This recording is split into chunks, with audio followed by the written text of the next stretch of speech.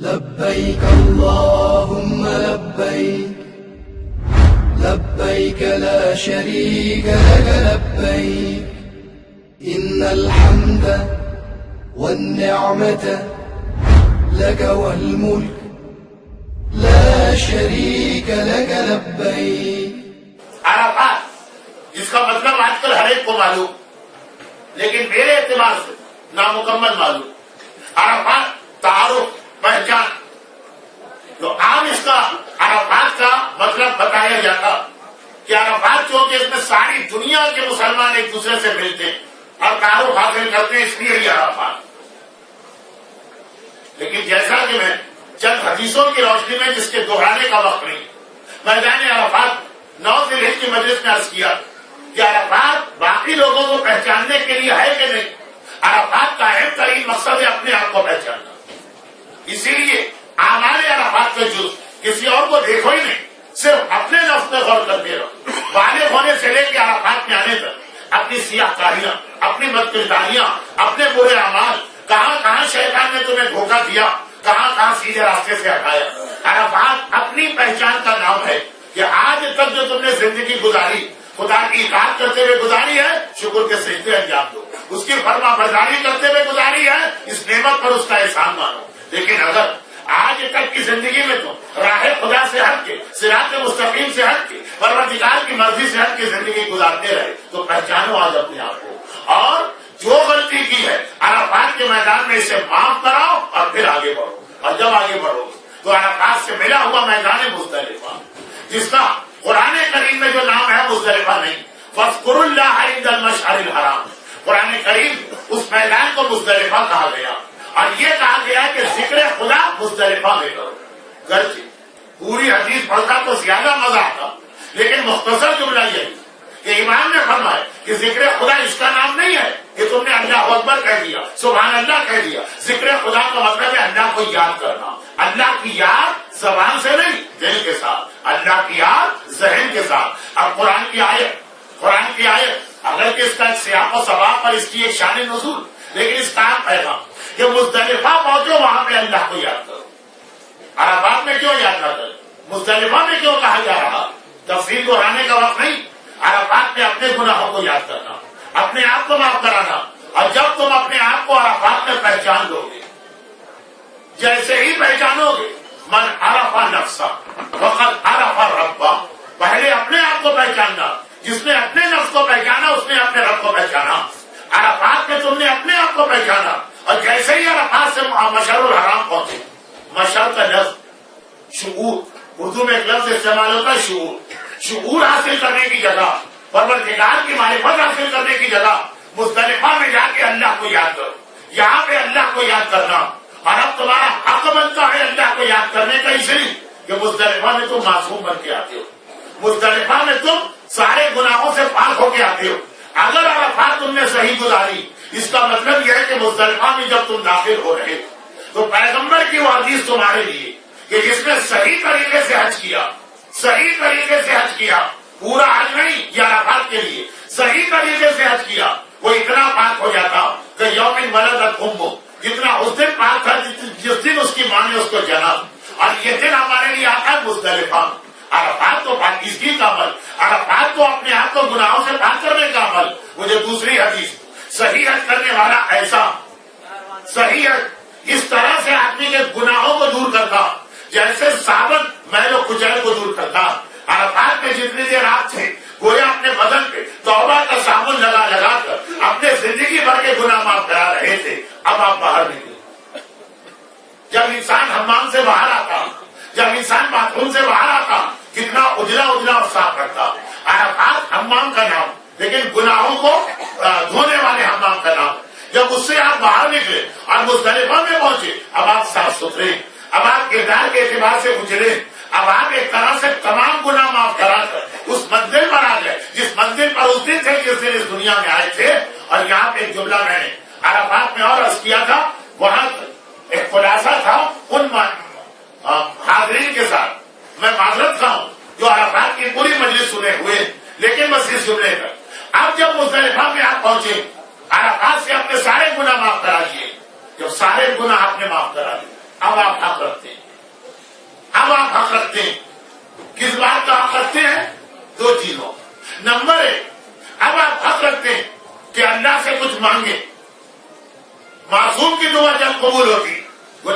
کی دعا تو اللہم اغفر لی الذنوب التی تحبس الدعاء.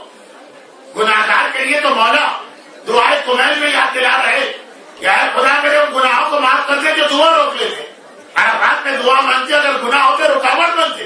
مزدلفہ میں آپ کو حق, اس لیے مزدلفہ کی پہلی دعا یہی اللہم ان ہذہ جمعہ.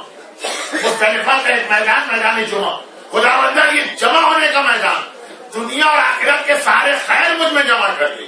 یہ جملہ عرفات میں نہیں بتایا امام کہ مزدلفہ یہاں تم حق رکھتے ہو اس لیے کہ پاک اور پاکیزہ ہو, اس لیے کہ معصوم ہو, اس لیے کہ اپنے سارے گناہوں کو معاف کرا دیا ہے. اور اب تم حق رکھتے ہو کہ یہاں سے کنکر اٹھاؤ اور مینا میں شیطان کو مارو. کیونکہ میں روایت نہیں پڑھ رہا, حضرت عیسیٰ کا مشہور فرمان ہے کہ کنکر وہ مارے, پتھر وہ مارے, گناہگار کو پتھر وہ مارے جو خود بے گناہ ہو, جو خود معصوم ہو, جس نے خود کبھی گناہ نہ کیا ہو. مزدلفہ میں تم اسی حالت میں پہنچے ہو. اب تمہارا کوئی گناہ باقی نہیں ہے. اب تم کردار کے اعتبار سے جتنا ایک عام آدمی معصوم بن سکتا ہے اتنے معصوم ہو چکے ہو. اب تمہیں حق ہے شیطان کو کنکر مارنے کا, اس سے پہلے تمہیں حق نہ تھا. اس لیے کہ اس سے پہلے تم شیطان کو کنکر مارتے تو شیطان کہتا آدمی تو تم ہمارے ہی ہو, تمہیں ہوا کیا ہے. اس سے پہلے تم اس قابل نہ تھے کہ شیطان کو کنکر مارتے. وہ گناہ کراتا ہے, تم گناہ کر رہے ہو. مزدلفہ میں تم پاک اور پاکیزہ ہو کے آئے ہو, اور جب تم مزدلفہ میں پاک اور پاکیزہ ہو کے پہنچے ہو اب مینا میں تم آئے, مینا میں آئے. مزدلفہ کا ایک پیغام بچا جا رہا. جب تم معصوم ہو گئے اور تم نے شیطان کو اٹھانے کے لیے پتھر بھی اپنے ہاتھ میں لے لیا, اب تمہارے دل میں صحیح مارے فتح پروردگار آنی چاہیے. اب یاد کرو خدا کیا ہے اور تم سے کیا چاہتا, اور پھر تم مینا میں پہنچے. مینا کو مینا کیوں کہا جاتا؟ مینا کے کئی معنی روایتوں میں حج کے حوالے سے مینا کے دو معنی بتائے گئے. نمبر ایک, مینا جو اردو میں ایک لفظ استعمال ہوتا ہے تمنا, وہ اسی مینا سے بنا ہے. حرف اصلی یہی ہے. مینا تمنائیں پوری ہونے کی جگہ, یہاں سے اپنی ساری دعائیں پوری کروا کے جانا, اور اس لیے مینا تمنا پوری ہونے کی جگہ. عرفات میں تم نے اپنے آپ کو پاک کر لیا. مزدلفہ میں تم نے دو عہد کر دیے. پہلا یہ کہ خدا کی معرفت حاصل کی ہے, دوسرا یہ کہ شیطان کے خلاف اعلان جنگ کر دیا. ہتھیار اٹھانا شیطان کے خلاف اعلان جنگ ہے. جنگ چاہے ہو کہ نہ ہو, ہتھیار اٹھا لینا ہی اس بات کی دلیل ہے کہ تم نے اپنی ذمہ داری پہچانی ہے. جو خدا کی معرفت حاصل کرے اور شیطان کی بھی معرفت حاصل کرے. شیطان کے خلاف اعلان جنگ خود اس بات کی دلیل ہے کہ تم نے آج پہچان لیا کہ زندگی بھر جو میں نے داڑھی مونڈی تو آخر کس کے کہنے پہ مونڈی؟ آپ کہیں گے بیوی کے کہنے پر, وہ بھی ایک شیطان. اگر زندگی بھر تم نے بے حجاب گھر سے باہر نکلی تو کس کے کہنے پہ نکلی؟ دیکھیے خالی اللہ کی معرفت سے کام نہیں چلتا. مزدلفہ میں پہنچے, پتھر اٹھانا دلیل اس بات کی ہے کہ تم نے شیطان کی بھی معرفت حاصل کر لی. تم نے پہچان لیا کہ آج تک تمہارے گناہوں کے پیچھے کون تھا. تم نے پہچان لیا ہے. جیسے طبیب کتنا خوش ہوتا جب آپ کی بیماری کی وہ اصل پہچانے, ڈائگنوز کر لے کہ آخر اس کا کاز کیا ہے, آخر یہ بیماری شروع کہاں سے ہوئی. تو دو چیزیں, یہی دو چیزیں ہمارے دین کے دو عقیدے بنتے ہیں. ایک تولا ہوتا ہے جن کو پہچاننا ان کو پہچانو, ایک تبرہ ہوتا ہے کہ جن سے بیزاری اختیار کرنا انہیں بھی پہچانو. وہ بھی گول گول بات نہیں کرے گی, انہیں بھی پہچانو, انہیں بھی پہچانو, ان سے دوری اختیار کرو, ان سے قربت اختیار کرو. مزدلفہ کا میدان تولا اور تبرہ کے اجتماع کا نام ہے. ایک طرف یہاں پہ اللہ کی معرفت ہو رہی ہے, دوسری جانب یہاں پہ شیطان کی معرفت ہو رہی ہے. جب تک کہ معرفت نہ ہو اس وقت تک انسان اس کے خلاف پتھر نہیں اٹھا سکتا. تو جو عرفات میں تو پاک و پاکیزہ ہو کے آ گئے. اب مزدلفہ غور و فکر کا میدان. ایک جملہ میں اور بھی عرفات کی مجلس میں کہا کہ مزدلفہ دعا کے اعتبار سے اہم ترین تاریخ ہے, لیکن وہاں کی دعائیں کم بتائی گئی کیونکہ وہ غور و فکر کا مرحلہ. بھائی آپ بیمار, مثلا ایک آدمی بیمار, پہلے اس بیماری کا علاج کرو, پھر بیٹھ کے سوچنا یہ بیماری مجھے لگی کس سے اور کیسے لگی. عرفات وقت میں جلدی جلدی اپنے آپ کو صاف ستھرا کرنا. مزدلفہ جس کا نام مشعر الحرام, اس چیز کے غور کرنے کا نام ہے کہ آخر اب تک میں نے گناہ کیے کیوں. کیا میں خدا کا انکار کر رہا, کیا میں اسلام کو نہیں مانتا تو سب کچھ, پھر گناہ کیوں کیے. مشعر الحرام, شعور, سمجھ, معرفت, اس کا نام تھا میدان. تو جب آپ نے غور کیا دو چیزیں سمجھ میں آ گئی. آج تک اللہ کی نافرمانی فرمانے کی وہ سمجھ میں آ گیا, اس کے کہنے پہ آج تک میں نے گناہ کیے وہ سمجھ میں آ گیا. یہاں سے آپ مینا میں پہنچے. جب آپ کی سمجھ میں دونوں چیزیں آ گئی, جب آپ کی سمجھ میں دونوں چیزیں آ گئی, تو آپ ان دونوں چیزوں کا آپ سے عہد کروایا گیا, اور عہد کروا کے کہا کہ اب مانگو کیا مانگتے. جب آدمی کسی کا دل خوش کرتا ہے نا, تو بادشاہ کہتا ہے مانگ کیا مانگتا ہے. جب آپ یہاں پہنچے مزدلفہ سے جو معرفت لے کر آئے, مینا میں آپ نے اس معرفت پہ عمل کیا. دیکھیے مینا میں پہلے آپ نے عمل کیا معرفت پر, کیا دو معرفت لائے کے شیطان کو پہچانا. تو مینا میں آپ نے پہلا عمل کیا کیا, اس شیطان کو آپ نے کنکر مارے. اچھا یہ بھی ایک بڑی عجیب بات ہے, کبھی آپ شیطان کی لائف ہسٹری پڑھی, شیطان ہے کون, اور اس کے بعد سوچی کتنا بڑا ہے یہ, جس نے آدم کو بہکانے کی کوشش کی, جس نے انبیاء کے قریب جا کر انہیں راہ حق سے ہٹانے کی کوشش کی, جس نے اولیاء اور اوصیاء کے قریب جا کے ان کو بہکانا چاہا. کسی چھوٹی موٹی شخصیت کا نام نہیں ہے شیطان.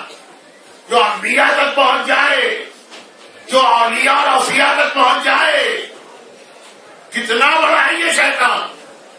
تو اب اس سے جنگ کرنے جانا, جتنا بڑا دشمن ہے اتنی بڑی تیاری کرنا پڑتی ہے. اب اتنا بڑا شیطان, بھائی اگر اس نے آج تک ہمیں بہکایا تو پھر بھی سمجھ میں آتا ہے بدی کا شوربہ. لیکن جو آدم کے پاس پہنچ گیا, جو ابراہیم خلیل خدا کے پاس پہنچ گیا, جو جناب نوح کے پاس پہنچ گیا, جو وہ تمام انبیاء کے پاس پہنچا جن سے کر کے اولا ہوا ہے, یہ تو میں نے بڑی قابل احترام پہلے صاحب کے سامنے گنوائی. اس کے ساتھ ساتھ اور بھی دیکھتے چلیے, جناب حاجرہ کے پاس گیا, جناب حوا کے پاس آیا, ہمیں بہکایا تو کوئی تعجب کی بات نہیں ہے. ہماری حیثیت کیا, وہاں تک پہنچا. اتنا بڑا, اتنا خطرناک, اس کو مارنے کے لیے تو کم سے کم کوئی میزائل ہونا چاہیے, ایٹم بم ہونا چاہیے, ہائیڈروجن بم ہونا چاہیے, تبھی مرے گا کھمبا. جو آدم سے لے کے آج تک اتنے بڑے بڑے بھائی انبیاء ائمہ, ان کی عصمت کتنی بدل ہے جو وہاں تک جا رہا. لیکن پتا کیا چلو, کہا کہ بڑے چھوٹے چھوٹے کنکر لے کے جانا. کنکر بھی اگر اپنے سائز سے بڑھ کے پتھر میں شامل ہو گیا, پتھر مارنے کی اجازت نہیں ہے شیطان کو. رمیے جماعت پتھر سے نہیں ہوگی, اس سے بھی چھوٹا کنکر لے کے آؤ. پچھلے سال اور اس سے پچھلے سال اور اس سے پچھلے سال اس مقام پر میں نے جملہ عرض کیا, کل کے 3 سال سے عرض کر رہا ہوں, مگر جملہ ایسا ہے کہ یہاں پہ زبان رکی نہیں رہی ہے میری, اور وہ یہ ہے کہ پتھر سے نہیں مار سکتے ہو, اس سے بھی چھوٹا کنکر لو, تاکہ تمہیں پتا چلے کہ شیطان خالی دیکھنے میں بڑا ہے. ڈر لگ رہا ہے تمہیں اس لیے بڑا لگ رہا ہے, ورنہ حقیقت اس کی کچھ بھی نہیں ہے. ایک بار سچے دل سے ارادہ کر لو کہ اس کا خاتمہ کرنا ہے, اس کو مارنے کے لیے ایک معمولی سا کنکر بھی تھا. یہ جو تم ڈرتے ہو نا کہ شیطان نے بہکا دیا, مولانا یہ 2006 ہے, انسان کے ریت پر پہنچ رہا ہے, اور آپ لوگ کنویں کے مینڈک بن کے ابھی بھی کہہ رہے ہیں داڑھی رکھو, عورت سے کہہ رہے ہیں حجاب کرو, ہم سے کہہ رہے ہیں گھر سے گانا بجانا نکالو. آپ کو معلوم ہے دنیا کہاں سے کہاں پہنچ گئی. بہت طاقتور ہو گیا ہے شیطان. اور پھر ڈش اینٹینا, اور پھر کیبل ٹیلی ویژن, اور پھر یہ انڈیا اور پاکستان کے مختلف قسم کے بےہودہ چینل جو زی ٹی وی سے شروع ہوئے اور مرو ٹی وی پہ جا کے ختم ہوئے. میں جیو ٹی وی کو کبھی جیو نہیں کہتا ہوں, مرو ٹی وی. اب یہ جو ہے دنیا کہاں سے کہاں پہنچ گئی, دنیا کہاں سے کہاں پہنچ گئی ہے. کتنا مشکل ہے مقابلہ کرنا. یہی تو ڈر ہے کہ شیطان نے بٹھا دیا, ورنہ کوئی اس کی حیثیت نہیں ہے. اب اس وقت میرے سامنے کچھ ایسے لوگ بیٹھے کہ میں مثال دے نہیں پا رہا ہوں, یعنی ینگسٹر ہوتے تو میں مثال دے. ٹیلی ویژن پہ امریکن ریسلنگ دکھائی جاتی ہے, اس کے اندر کیا ہوتا ہے, جو پہلوان میدان میں اترتا طاقت واقت کچھ نہیں ہوتی ہے, لیکن ایسا وہ دہشت پھیلاتا ہوا آتا ہے, ایسا شور مچاتا ہوا آتا ہے کہ سامنے والا اس کو دیکھ کے ڈر جائے.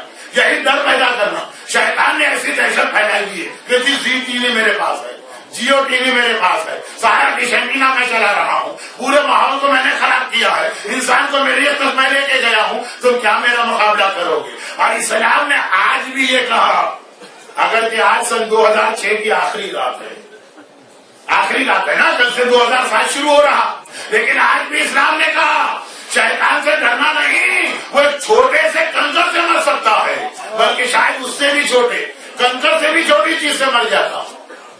لیکن اگر کنکر سے چھوٹی چیز سے کو موت کے گھاٹ اتروایا جاتا تو پیغام ہم کو نہ ملتا. وہ بھی پیغام دینا بہت ضروری تھا. یہ جملہ جو میں 3 سال سے کہہ رہا ہوں. کنکر سے چھوٹا کیا ہے؟ ذرہ. ریت اڑائیے, مٹی اڑائیے, جو ذرات ہے نا, شیطان اس سے بھی مر جاتا. یہ ہم ہے نادان و نہ سمجھ.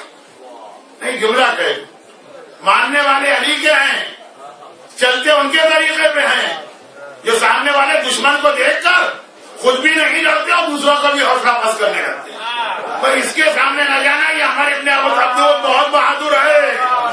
ایک بار ہم اس کے ساتھ گئے تھے تو اکیلے ڈاکوؤں کا سارا قبیلہ بگا دیا. اس کے پاس ڈھال بھی نہ تھی, اونٹ کے بچے کو اٹھا کے ڈھال بنا دیا. پہلے تو کوئی ان سے پوچھا آپ کو ضرورت کیا پڑی تھی عمر ابن عبدود کے ساتھ جانے کی, لیکن خیر نہ خود بھی جائیں گے اس کا مقابلہ کرنے, نہ دوسروں کو جانے دیں گے. خود بھی ڈر رہے ہیں, دوسروں کو بھی ڈرا رہے ہیں. ہم تو نہیں مانتے ایسے لوگوں. ہم تو اس کو ماننے والے ہیں کہ جب وہ کھڑا ہوا اپنی جگہ سے, جو پیغمبر نے کہا علی پتہ بھی ہے کس کے مقابلے میں جا رہے ہو, یہ ہمارے ابن عبدود ہے. تو کہا کیا ہوا, میں بھی تو انا علی ابن ابی طالب ہوں.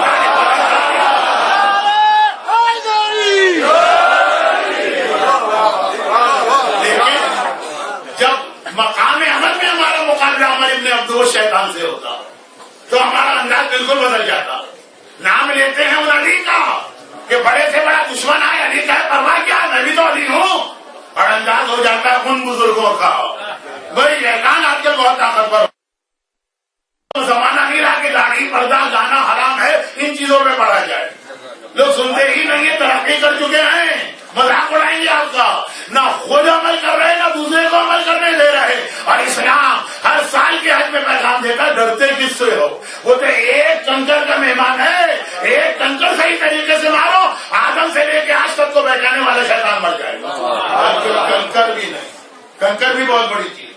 شیطان تو مٹی کے ذرے سے مر جائے, لیکن مٹی کے ذرے سے رمی نہیں کروانا, کیونکہ پھر پیغام ادھورا رہ جائے گا. یعنی جو اسلام پیغام دے رہا اس کے اعتبار سے تو پھر مسئلہ سن لیجیے. اگر آپ نے اتنے بڑے بڑے پتھر اٹھا لیے کہ جو کنکر نہیں کہلائیں گے, رمی غلط ہے, بالکل چھوٹا کنکر, لیکن اس سے چھوٹا بھی کافی تھا. لیکن اس سے چھوٹا ہوتا تو ایک مسئلہ ہو جاتا. وہ کیا ہوتا, جو کہ ہر سال پڑھتا رہتا ہوں, اس لیے پڑھنے میں جس وقت مزہ بھی نہیں آ رہا, پھر بھی پڑھ رہا ہوں کہ پیغام تو پہنچ جائے. اور وہ یہ کہ ذرہ اگر اٹھا کے پھینکا جائے تو وہ ٹکرا کے وہی چپک جائے گا یا وہی گر جائے گا. اب کنکر اگر مارا جائے تو ٹکرا کے گرے گا نہیں, تھوڑا سا صحیح واپس آپ کی طرف تو ضرور آئے. پر دیکھیے دونوں, ذرہ اگر پھینکا جاتا, ٹکراتا, یہ چپک جاتا, یہ گر جاتا. کنکر جب آپ ماریں گے, اور ہمارے 99.99 مراجے کہتے ہیں کنکر مارنا نہیں واجب. برادران اہل سنت کیا کنکر مارنا ضروری نہیں. جو شیطان کے چاروں طرف کے باؤنڈری بنی ہے, ہاؤس جسے کہتے ہیں, اس میں بھی کنکر گر جائے, دیوار سے نہ بھی لگے تو کوئی بات نہیں. ہمارے یہاں ٹکرانا ضروری, اور جب ٹکرائے گی کوئی چیز واپس ضرور آئے گی. کس کی طرف آئے گی, جس نے اس کو پھینکا. اشارہ مل رہا ہے کہ وہ تو وہی شیطان جو آدم سے لے کے آج تک کے لیے سمبل بنایا, اسے تو مارنا ہے. لیکن ابھی ایک شیطان اور بھی بچا ہوا, وہ اشارہ کیا جا رہا, اور وہ شیطان اشارہ کس کی طرف ہو رہا ہے, کنکر کس کی طرف آ رہا, وہ ہماری ہی طرف آ رہا. ایک شیطان تمہارے اندر بھی چھپا ہوا. ایسا نہ ہو کہ دیکھیے حج کے خاطر سب سے بڑا ٹینشن یہ ہوتا ہے کہ بسوں میں لوگ بھر کے جا رہے ہیں, کئی جگہ پہ رکنا ہے, چڑھنا ہے بس میں, ایسا نہ کوئی رہ جائے. ہم نے صاحب کی ذمہ داری والنٹیئر کی لگائی کہ ہمیشہ گن لیجیے گا کتنے آدمی اس بس کے اندر دوبارہ آ کے بیٹھے. 50 کی بس ہے, اور 15 دفعہ رپورٹ لے کر آئے مولانا اور امتیاز ہے. ایک کہاں چلا, کہاں غائب ہو گیا, کہاں سے ان کو ڈھونڈ کے نا, آخر میں بتا دینا سب کو گن رہے ہیں, اپنے آپ کو ہی بھولے جا رہے ہیں. اب آپ نے اس شیطان کو کنکر مارا جو آپ کے سامنے دیوار کی شکل میں, تو مطلب کیا ہے کہ سارے شیطانوں کو آپ ختم کر رہے ہیں. اشارہ ملا, مگر ایک کو نہ بھولیے گا, جو خود آپ کے اندر ابھی چھپا بیٹھا ہوا ہے, وہ سارے بھی اگر ختم ہو گئے اور اندر چھپا ہوا شیطان رہ گیا, وہی کافی ہے. تو امام سے کسی نے کہا, مولا ہر ایک کو شیطان بہکاتا, شیطان کو کس نے بہکایا؟ کہا شیطان کو شیطان کے اندر چھپے ہوئے شیطان نے بہکایا. تو امینا کے میدان میں خالی دیوار کو کو کنکر مار کر جو مزدلفہ سے آپ شعور لے کر آئے تھے کہ شیطان کے خلاف اعلان جہاد کرنا ہے، وہ کھلے شیطان کے خلاف نہ رہے، وہ چھپے شیطان کے بارے میں بھی ہو جائے، اور اسی لیے قربانی آ گئی۔ قربانی اس پیغام کو اور واضح کر رہی، اور قربانی مزدلفہ کے دوسرے اور اہم ترین پیغام کو بتا رہی۔ مزدلفہ کیا تھا دوسرا پیغام؟ اللہ کو پہچان، اللہ کی صحیح معرفت کر۔ ارے ہم تو جب سے ہوش سنبھالا ہے اللہ ہی کا نام لے رہے ہیں، اگر اللہ کا نام لے رہے ہوتے اور یہ اللہ کی معرفت مان لی جاتی تو کبھی گناہ نہ کرتے۔ جب زلیخا نے یوسف کو دعوت گناہ دی تو ایک مرتبہ پہلے سامنے ایک شیلف تھا اس کے گھر میں، اس پہ جا کے پردہ ڈالا اور پھر اس طرف آئی۔ حضرت یوسف نے حیران ہو کے دریافت کیا کہ پردہ کیوں ڈالا گیا؟ کوئی کھلا دروازہ ہوتا بند کیا جاتا سمجھ میں آ رہا، کھڑکی میں پردہ ڈالا جاتا سمجھ میں آ رہا، سامنے خالی ایک ریک ہے، شیلف ہے، کہا کہ اس میں میرا پروردگار بیٹھا ہوا، کوئی ہاتھوں کو بنا ہوا، مجھے شرم آئی کہ میں اس کے سامنے کیسے گناہ کروں۔ تو اگر کہ حضرت یوسف کا جملہ ان کے لیے تو نہیں تھا، کہا لیکن تیرا خدا تو پردہ ڈالنے سے چھپ گیا اور وہ نہیں دیکھ پا رہا ہے، میرا پروردگار ایسا ہے کہ وہ ہر لمحے مجھے دیکھ رہا ہے، کسی بھی پردے سے میں اپنے آپ کو نہیں چھپا سکتا۔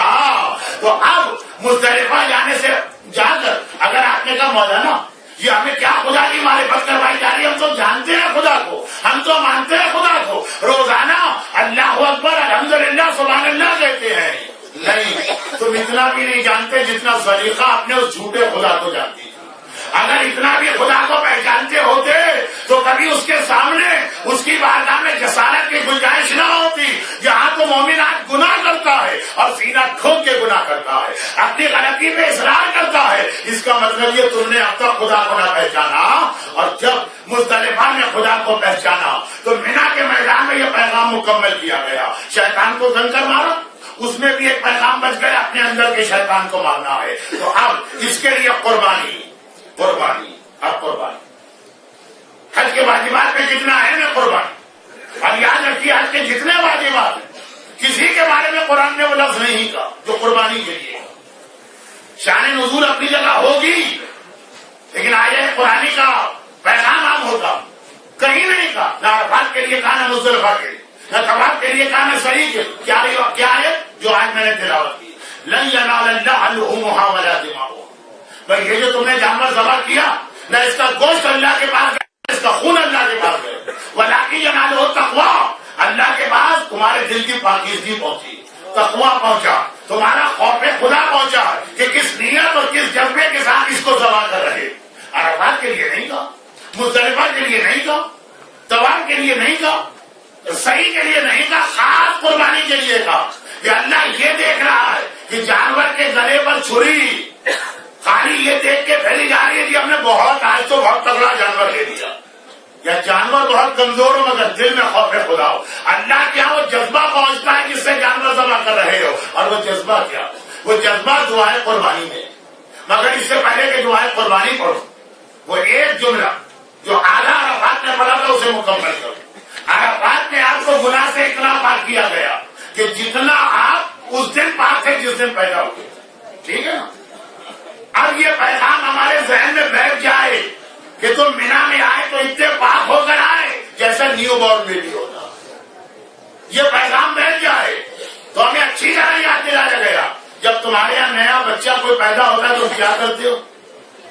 ایک تو عقیقہ کرتے ہو، جانور ذبح کرتے، ایک اس کا سر مونڈتے ہو۔ یہی دو چیزیں جو ہیں جو نئے بچے کے دنیا میں آنے کی نشانیاں ہیں، پہلی تقریب ہوتی ہے وہ یہی ہوتی ہے کہ جانور الگ ذبح کیا، عقیقہ باہر الگ مونڈے گئے۔ مینا کے میدان میں تمہیں پیغام دیا گیا کہ عرفات سے پاک ہو کے آئے تھے، اب دیکھو اتنے پاک ہو جیسے نیا بچہ سر بھی مونڈا جائے گا، جانور کی ذبح کرایا جائے گا۔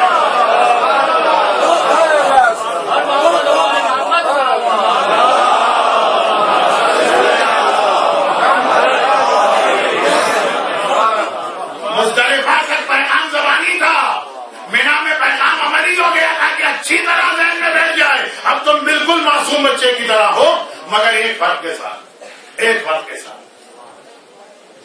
خطیب آل محمد ان کے بارے میں کہا جاتا ہے اردو تاریخ میں آج تک ان سے بڑا خطیب پیدا نہ ہوا. شمس العلماء مولانا مرحوم سبتی حسن صاحب علیہ اللہ ان کا جملہ تھا، جبکہ وہ عاشور کے حوالے سے تھا، مگر میں اس جملے کے بعد حج کا پیغام دے رہا ہوں. وہ اکثر ایک جملہ پڑھا کرتے تھے عاشور کے مسائل کا آغاز کرنے سے پہلے کہ انسان وہی انسان ہوتا، لیکن حالات کے بدلنے سے کبھی اس کی خواہشات اور تمنائیں بدل جاتی ہیں. اگر کہ جس انسان کے لیے وہ یہ جملہ کہہ رہے ہیں وہ معصوم ہے، اور معصوم میں کوئی تبدیلی نہیں ہوتی، حالات میں تبدیلی ہوتی ہے. ایک یہی اس ہے، ایک بچپنا تھا تو ماں سے نئے لباس کو مانگ رہے ہیں، اور ایک بڑھاپا تھا تو مقتل میں جانے سے پہلے پرانا لباس مانگا تھا. وہ پرانا لباس جو مانگا تھا وہ تو پھر مسائل کا رفت ہوا نا. وہی انسان لباس مانگ رہا، بچپنے میں نیا لباس چاہیے اور بڑھاپے میں پرانا لباس چاہیے. اب ویسا ہی ہمارے لیے جملہ، جب ہمارا پہلا بچپنا تھا عقیقہ، تب جو ہم قربانی کر رہے تھے وہ ایک اور پیغام تھا، اور جب یہ بڑھاپے میں ہم دوبارہ پیدا ہوئے ہیں تو پیغام الٹا ہو گیا.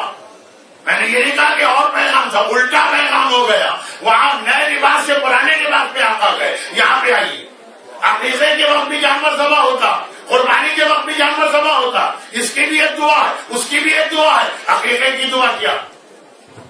بِاللَّحْمِ آدَمُ وَبِدَمِ آدَمُ، اے خدا یہ قربانی کا جانور دے رہا ہوں، اس کے گوشت کو لے کر میرے اس بچے کے گوشت کی حفاظت فرما، اس کے خون سے اس بچے کے خون کی سلامتی خرید رہا ہوں. دعائے عقیقہ کا خلاصہ آج عقیقے کی محفل میں آپ نہیں بیٹھے ہیں، لیکن وہاں پہ جانور دے کر آپ اپنے بچے کی سلامتی خریدتے ہیں، عقیقہ کروا کے سلامتی خریدتے ہیں، اور مینا کے میدان میں قربانی دے کر آپ اپنی سلامتی واپس بیچتے ہیں اللہ کے ہاتھ میں.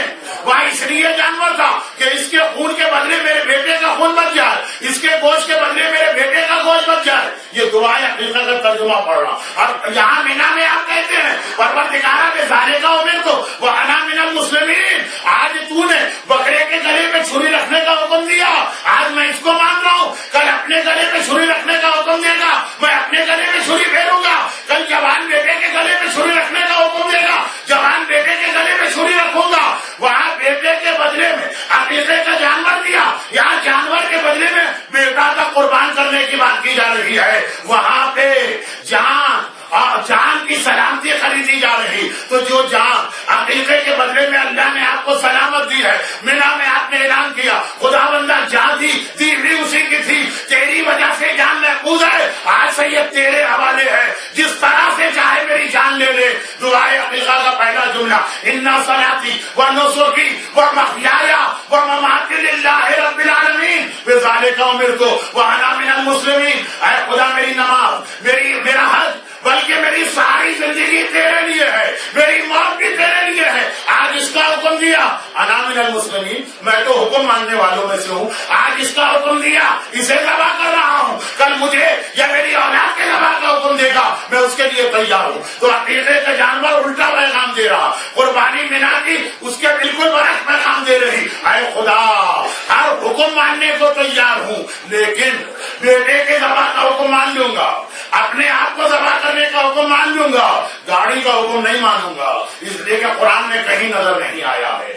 گھر کی بچیوں کے پردے کا حکم کبھی نہیں مانوں گا، اس لیے کہ زمانہ بہت آگے نکل گیا ہے. گانے بجانے سے بچانے کا حکم نہیں مانوں گا، مگر آل محمد کا حق اور خاص حق فاطمہ خمس یہ حکم نہیں مانوں گا. اے خدا میری نماز تیرے لیے ہے، میری عبادت تیرے لیے ہے، میری زندگی تیرے لیے ہے، میری موت تیرے لیے، لیکن میرا مال تیرے لیے نہیں ہے، مگر میری تفریحات تیرے لیے نہیں ہے، مگر میرے فیشن تیرے لیے نہیں ہے. زندگی لے لے تو فضول چیز ہے، فالتو چیز ہے، بیکار چیز ہے، لیکن گاڑی کی بات نہ کرنا، مگر حجاب کی بات نہ کرنا. کہاں گئی دعائے قربانی، کہاں گیا اس کا پیغام؟ شیطان کو کنکر مار کے آئے تو اشارہ ہوا کہ سارے شیطان مر گئے، تمہارے اندر چھپا ہوا شیطان باقی ہے. اور جب جانور کے گلے پہ چھری پھیری تو پیغام ہوا جس طرح آج اس کے گلے پہ چھری پھیر رہے، پہلے تو اپنے اندر کے شیطان کو ذبح کرو، اور پھر یہ اعلان کرو کہ میں نے اپنی ساری زندگی تیرے حوالے کر دی.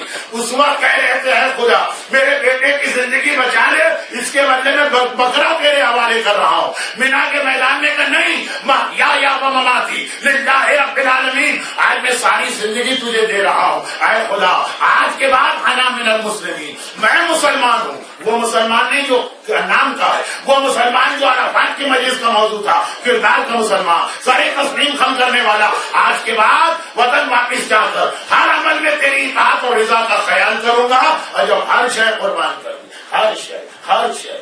تو وہ باتیں تو چھوڑیے جو اسلام میں طے شدہ، وہ باتیں بھی جو آپ کی عقل قبول ہی نہیں کر رہی ہے. آپ کی سمجھ میں نہیں آ رہا اس حکم کی وجہ کیا ہے. مینا کے میدان میں آپ کہہ کے گئے میں نے اپنی عقل بھی تیرے لیے قربان کر دی، جو حکم تو دے گا وہ مجھے ماننا ہے. مرحوم حجت الاسلام علامہ ذیشان حیدر جوادی صاحب ایک بات پھر یاد آ گئی، عرفات نے بھی یاد آئے تھے، ایک بات پھر یاد آ گئی، اور وہ اس کی ایک بہت ہی ہلکی پھلکی مثال دیتے ہیں. مجمع ذرا کچھ زیادہ ہی سنجیدہ ہو گیا، سنجیدہ سے زیادہ شاید رنجیدہ ہو گیا آج کے ٹاپک پر. ہلکی پھلکی مثال کہ مینا کی قربانی میں ہر چیز شامل ہے، اور وہ یہ جب ضرورت تھی تو چھین دی، اور جب ضرورت نہ رہی تو ہمیں واپس دے دی. ایک آدمی پیاس سے تڑپ رہا ہے، پانی اس کے بعد آپ پانی چھین کے لے، خوب پیٹ بھر کے وہ پانی پی چکا، پیٹ پھٹنے کے قریب آپ لے کے آئے آپ پانی پی. چل آپ عقل بات ہے نا، ویسی مثال تو نہیں ہے لیکن ملتی جلتی. جس وقت زندگی بھر جو آپ کپڑے پہنتے آئے، کوٹ پینٹ، قمیص شلوار، عورتوں کا ڈریس تو خیر دنیا کا بڑے سے بڑا کمپیوٹر بھی نہیں گن سکتا ہے کہ کتنے قسم کے ڈریس عورتوں نے آج تک ایجاد کیے ہیں. یقین کے ساتھ کہہ رہا ہوں مینا کے میدان میں 2-4 نئے ڈیزائن ایجاد ہو چکے ہیں. دنیا بھر کے معرفت جو ہے نا عرفات اس کا نام. ایک دوسرے کے فیشن دیکھو، ایک دوسرے کے لباس دیکھو. عورتیں تو احرام ہماری طرح پہنتی بھی نہیں کہ اب کیا لباس دیں گے. خیر واپس آئیے اصل چیز، مختلف لباس آپ پہنتے آئے ساری زندگی، اس میں تو آپ اپنے آپ کو دیکھتے آئے. احرام آپ نے پہلی بار پہنا، اس میں دل چاہ رہا ہے دیکھیں کیسے لگ رہے ہیں. فوٹوگرافر کے سامنے جیسے پوز، آئینہ دیکھنا حرام، جب دل چاہ رہا تھا ذرا دیکھے تو صحیح کیسے لگ رہے ہیں. نیا لباس پہنا زندگی میں، احرام میں آئینہ دیکھنا حرام. اور جس دن سر منڈوایا ہر ایک کے سامنے چھیپے شرمندہ گھوم رہے ہیں. بیوی تک پہچاننے سے انکار کر رہی ہے کون مردوہ خیمے میں گزر کے آ رہا ہے. اس وقت اسلام نے آئینہ تھما دیا، آئینہ دیکھنا چاہے تھے اب اپنے آپ کو دیکھ لو. خدا بندہ جب آئینے کی ضرورت تھی تب تو چھین لیا حرام. جب دل چاہتا ہے دنیا کے سارے آئینے توڑ دیں، جب تک کہ نئے بات نہ اٹھ جائے اس وقت آپ دیکھو آئینہ، شوق سے دیکھو اور مزے سے دیکھو. اگر کہ بہت ہلکی پھلکی مثال ہے لیکن پیغام یہ ہے جب تمہارا جو دل چاہ رہا تھا وہ کرنے دیا جائے اور جو دل نہیں چاہ رہا اس سے تمہیں روک دیا جائے تو یہ تو نہ اسلام ہے نہ حج ہے. اسلام اور حج اس کا نام ہے. جو اللہ جس وقت چاہتا ہے وہ کرو، جس وقت اللہ جو چیز نہیں چاہتا اس کو چھوڑو.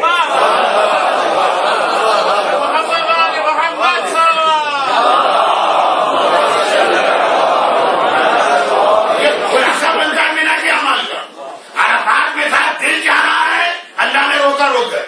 مینا میں ہے دل نہیں چاہ رہا، اللہ نے کہا کرو یہ کام یہ عمل، اب کر رہے ہیں. تو میدان مینا ہر شے کی قربانی چاہتا، جان مال عزت اولاد جھوٹا دنیا کے معاشرے کے اندر ایک اسٹیٹس آدمی کا جو اللہ نے کہا اس کو ماننا.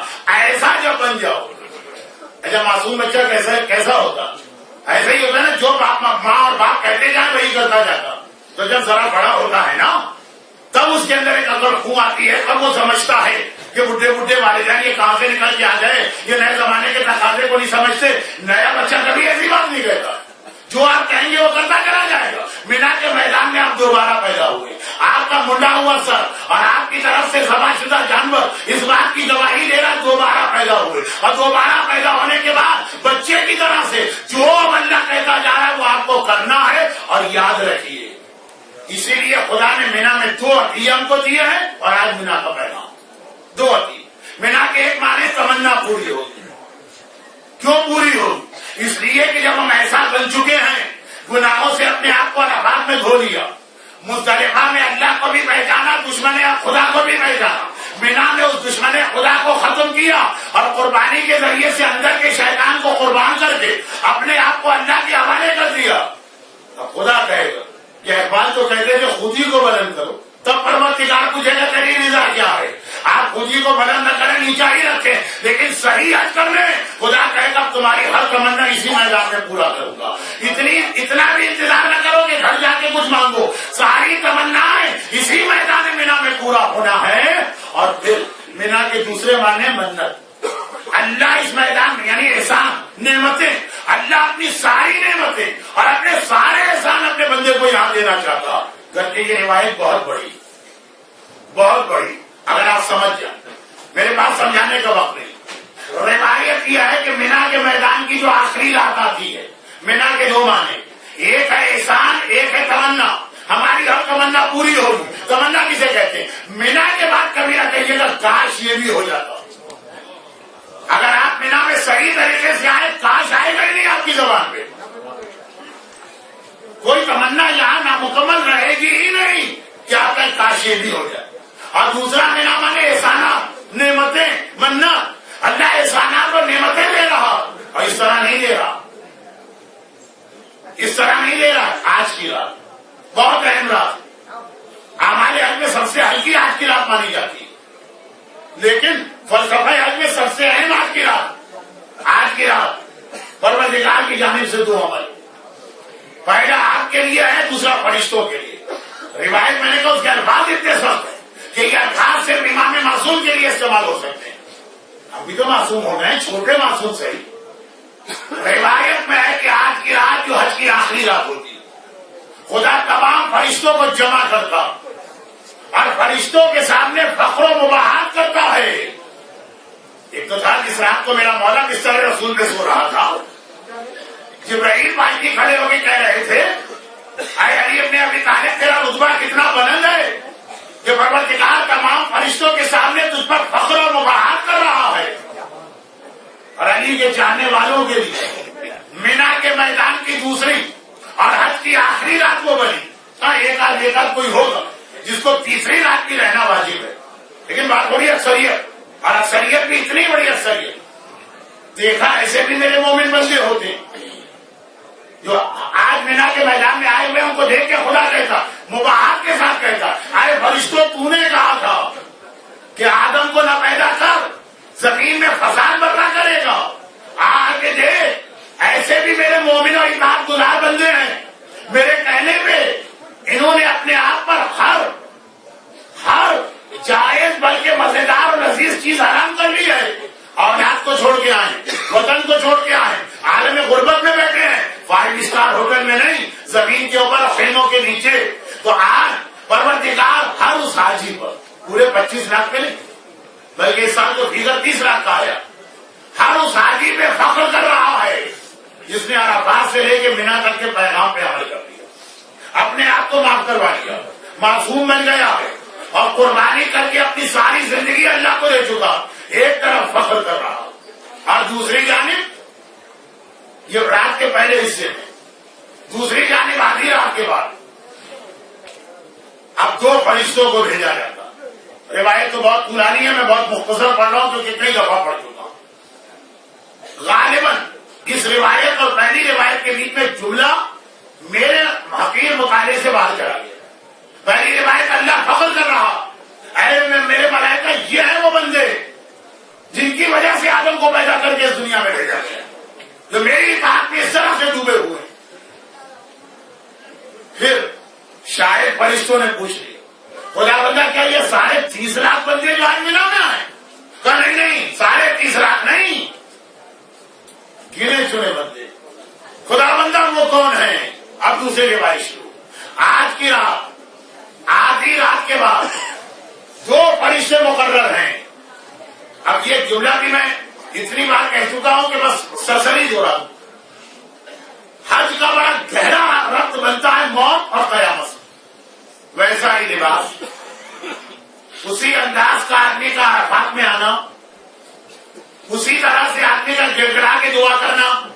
قبر میں بھی ہر آدمی توبہ کرے گا، قیامت میں بھی ہر آدمی توبہ کرے گا، جو عرفات میں ہم کرتے ہیں. قبر میں 2 فرشتے آتے ہیں، میدان مینا میں بھی 2 فرشتے آتے ہیں. روایت کو بہت مختصر کر کے بیان کرتا ہوں. 2 فرشتے آتے ہیں اور ان کا کام صرف یہ ہے کہ مینا کے ایک سرے سے دوسرے سرے تک جتنے حاجی یہاں پہ موجود ہیں، اور آج کی رات زیادہ تر حاجی سوتے ہیں، کل پھر بھی ایکٹیویٹیز اتنی ہوتی، ہر ایک کا چہرہ دیکھتے ہیں. ایک فرشتے کا کام کہ اپنے ساتھ ایک لکھی ہوئی فہرست لے کر آئے، اور دوسرے کا کام ہے اپنے پاس ایک خالی کاغذ ہے اس کے اندر ایک فہرست بنائے. جو پہلا فرشتہ ہے وہ ہر ایک کے قریب جا کے اس کا چہرہ دیکھتا اور ایک بار اس کا نام اپنی لسٹ میں چیک کرتا جو اللہ نے اس کو دی ہے کہ اس سال 30 لاکھ میں کتنے لوگوں کا آج قبول ہوا. اس نے دیکھا نام ملا، کہا ہاضا حاجن، فوراً دوسرے فرشتے نے لکھ دیا. 2-4 کیڑے اس کے بعد نظر آئے، اس نے کہا ہاضا لیسا بحاج، یہ حاجی نہیں ہے، اس کا نام ہی نہیں ہے خدا کی فہرست میں. دوسرے فرشتے نے اس کا نام نہیں لکھا. آج آدھی رات کے بعد سے لے کے فجر تک میدان مینا میں موجود تمام مرد اور عورت جو حج کے لیے آئے ہیں، آج ان کا رزلٹ آنے والا ہے، آج فیصلے کا اعلان ہونے والا ہے. آپ پڑے سو رہے ہوں گے، آج پتا چلے گا کس کا حج قبول ہے اور کس کا قبول نہیں ہے. ان کا قبول ہے جو یہاں سے یہ ارادہ کر کے جائیں گے کہ اے خدا، اگر تو نے ہمارا اتنا خیال کیا کہ ہماری ہر تمنا پوری کر دی، اپنے سارے احسان ہم کو دیے، تو کم سے کم ایک وعدہ ہم کر کے جاتے ہیں کہ آج کے بعد جان بوجھ کر تو کبھی تیری نافرمانی نہ کریں گے. یوں شیطان کبھی بہکاتے الگ بات ہے، جان بوجھ کر کبھی تیری نافرمانی نہ کریں گے. یہ گاڑی جو مینا کے میدان میں ہے یہ اس لیے نہیں ہے کہ جدہ ایئرپورٹ پہ منڈوائی جائے یا کراچی ایئرپورٹ پہ صاف کی جائے. یہ حجاب کی چادر جو آج ایک عورت کے سر پہ ہے وہ اس لیے نہیں ہے کہ جدہ ایئرپورٹ پہ یہ ہینڈ بیگ میں پہنچ جائے. تو آج یہ ارادہ کر کے سو رہے ہیں، نیت کر کے سو رہے ہیں، وقت انہی کا نام حاجیوں میں ہے. انہی کے لیے خدا کا یہ اعلان ہے کہ ان کے چہرے کو دیکھنا، حدیث ہے نا، حاجی کے چہرے کو دیکھنا ایسا جیسے خانہ کعبہ کو دیکھنا.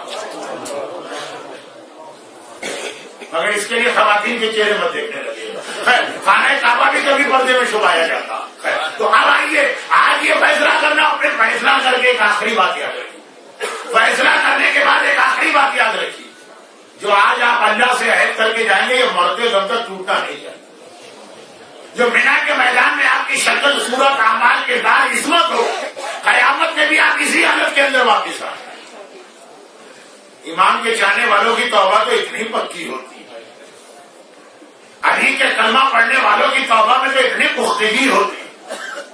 بھائی علی کے جانے والے ہیں نا، جس نے اگر دعوت ذیلشیرہ میں کہا نا ناصر یا رسول اللہ، میں آپ کا مددگار ہوں، تو کیسا آپ نے اس وعدے کو پورا کیا.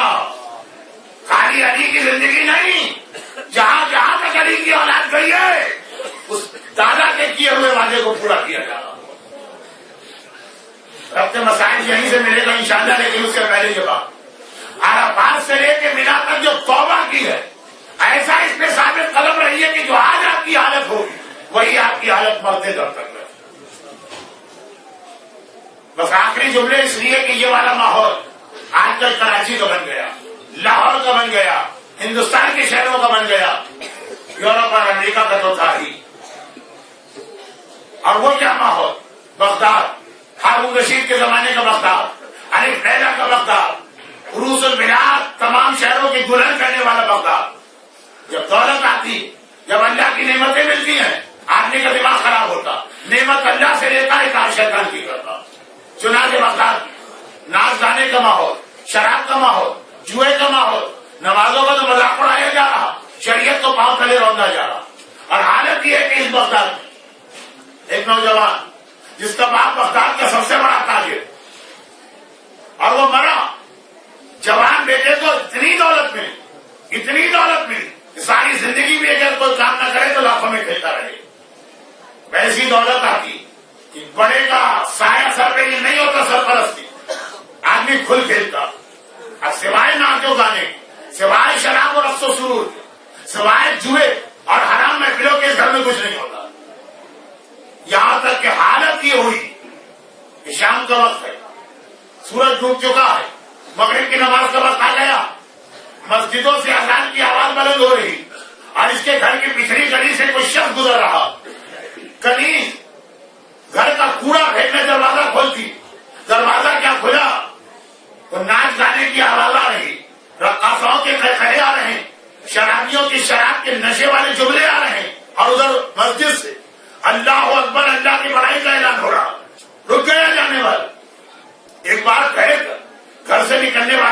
سے کہا کہ گھر کس کا ہے؟ سر سے بیٹھ کر حیرت سے دیکھا. ارے تجھے نہیں پتا یہ بغداد کے سب سے زیادہ پیسے والے آدمی بشر یا بشر دو طرح سے آیا ہے تاریخ کو. بشر کا گھر بغداد کا سب سے مالدار آدمی. جیسے آپ ڈیفینس کے علاقے سے گزرے کراچی کے فلاں سیٹ کی کوٹھی اور فلاں سرمایہ کی کوٹھی ہے یا فلاں صاحب کی کوٹھی, یہ تو سب سے بڑا سرمایہ دار. آنے والے نے عجیب سوال کیا, یہ بتا کہ یہ جس کی کوٹھی جس کا تو نام لے رہی وہ آزاد ہے کہ غلام ہے؟ اب تو عجیب حالت کری. میں نے بتایا یہ بغداد کا سب سے مالدار آدمی ہے, میرا آقا کسی کا غلام کیوں نہیں لگا؟ اس کے سینکڑوں غلام ہے, وہ آزاد ہے. آنے والے نے جملہ کہا اور آگے بڑھ گیا. کہا کہ ہاں طور طریقے اور لچھن بھی آزاد لوگوں جیسے ہی لگ رہے ہیں. ایسا لگتا ہے کہ حساب کتاب سے بھی آزاد ہے, خوف خدا سے بھی آزاد ہے, میدان قیامت سے بھی آزاد ہے. یہ کر کے آگے بڑھ گئے. کنیز گھر میں گئے. شرابی کا غصہ تو آپ کو معلوم ہے کتنا برا. ایک بار بشر کی نگاہ پڑ گئی, غصے کی حالت میں بلایا. کہا میں نے تجھے گھر کے کام کے لیے رکھا یا گلی میں کھڑے ہو کے لوگوں سے باتیں کرنے کے؟ اتنی دیر کے بعد کیوں آئے؟ خوف سے کانپتے ہوئے کنیز کہتی آقا ایک آدمی جا رہا تھا, اس نے ایسی بات کہہ دی میں برداشت نہیں کر سکی. تو کیا بات کہی؟ وہ آپ کے بارے میں پوچھ رہا تھا کہ آپ غلام ہیں کہ آزاد. وہ شرابی شراب کے لگے میں کہا اچھا تو نے کیا کہا؟ تو میں نے یہ کہا. اس نے کیا کہا؟ اس نے کہا کہ ایسا لگتا ہے کہ حساب کتاب سے بھی آزاد ہے, خوف خدا سے بھی آزاد ہے, قیامت سے بھی آزاد ہے. دیکھیں کبھی کسی کو پورا قرآن سنانے اثر نہیں ہو. ہم نہیں, رسول اللہ جن کو پورا قرآن رسول نے سنایا کتوں میں اثر ہوا. اور کبھی ایک چھوٹا سا جملہ کسی کو بدل دیتا. جو جملہ سنا ہے شرابی نے ایسا تیر کی طرح سینے میں پیوست ہوا. جہاں میں شراب ہاتھ میں تھا وہ اٹھا کے پھینکا اور گھر سے تیزی سے دوڑا کہ وہ آدمی کون ہے جس نے ایسی بات کہی, کہیں وہ غائب نہ ہو جائے. دیکھا گلی کے نکڑ پر یا کونے پر وہ آدمی جا رہا, دوڑ کے گیا اور اس کے پیروں میں گر پڑا اور کہا کہ تیرے اس جملے نے میری آنکھیں کھول دی. آج سے میں سچے دل سے توبہ کرتا ہوں, آج سے میں اپنے آپ کو بدل دیتا ہوں اور اس وقت اب جس حالت میں آیا ہوں مرتے دم کے تک اس حالت میں رہوں. لیکن تو ہے کون جس نے ایسا جملہ کہا؟ جواب دیا انا موسیٰ بن جعفر, میں امام موسی کاظم علیہ الصلوۃ والسلام.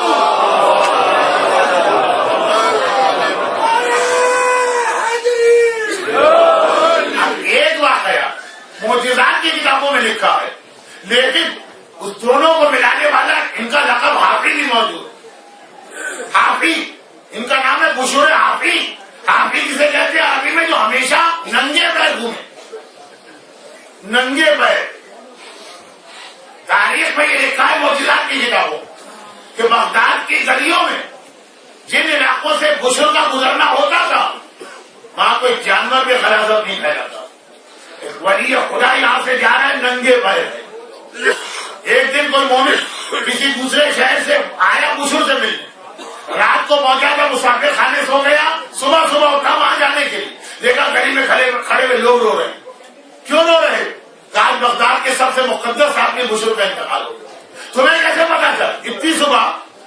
ابھی تو دروازے میں نہیں کھولے میں لوگ. اشارہ کے دیکھو اب یہ گھوڑا یہاں سے گزرا, خلاصت کرتا ہوں.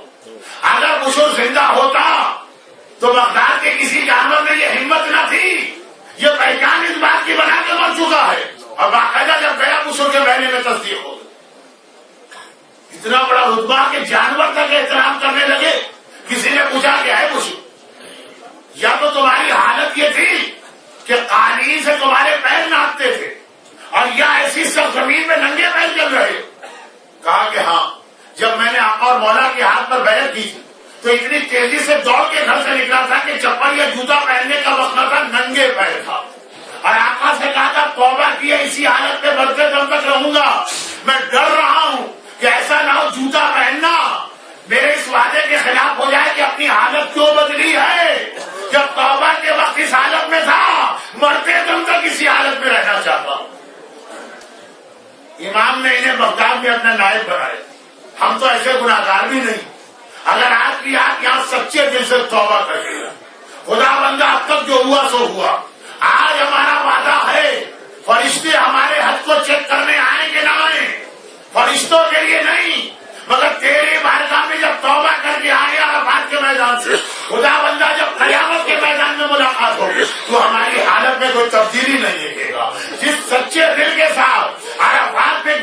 کو چھوڑا ہے, مینا میں شیطان کو مارا ہے, قربانی کر کے اپنے اندر کے شیطان کو ختم کیا ہے. پروردگارا قیامت تک اپنے عہد پہ رہیں گے. آج رات آپ کو اللہ سے یہ وعدہ کر کے جانا. اور توبہ کے وقت جو آپ کی کیفیت تھی, آپ نے حرام تو حرام, جب اللہ سے آپ توبہ کر رہے تھے حج میں, حرام تو حرام, حلال چیزوں کو بھی چھوڑ رکھا تھا. اللہ کی بڑی بڑی نعمتوں کو ترک کیا تھا. شادی خود کتنی بڑی نعمت ہے. شوہر کے لیے بیوی اور بیوی کے لیے شوہر کا حرام ہو گیا, جائز ہے. صیغہ نکاح سے جائز ہوا, رسول کی شریعت پہ جائز ہوا, خدا راضی نہیں ہے. اسے بھی ترک کر دیا. یہ خالی ایک لذت کے ترک کا نام نہیں ہے. یہ ان خواتین کے سوال کا جواب ہے, مولانا حجاب کرنا چاہتے شوہر نہیں مانتا. یہ ان مردوں کے سوال کا جواب ہے, مولانا گھر سے ڈشینٹینا نکالنا چاہتے, بیوی نہیں مانتی. تم بیوی نے اسی میدان میں شوہر کو اپنے آپ پہ حرام کر لیا, اور تم شوہر نے اسی میدان میں بیوی کو اپنے آپ پہ حرام کر لیا. کیوں؟ حکم خدا کے لیے. حکم خدا کے آگے سارے رشتے قربان, حکم خدا کے آگے ساری لذتیں قربان, حکم خدا کے آگے سارے ویسٹرن انٹرسٹ قربان. یہ وعدہ جو آپ نے عرفات سے شروع کیا تھا, مینا میں اس طرح مکمل کریں, اے خدا مرتے دم تک تو میری حالت میں تبدیلی نہ پائے گا. قیامت میں بھی آؤں گا تو اسی حالت میں جو حج میں وعدہ کر کے جا رہا ہوں.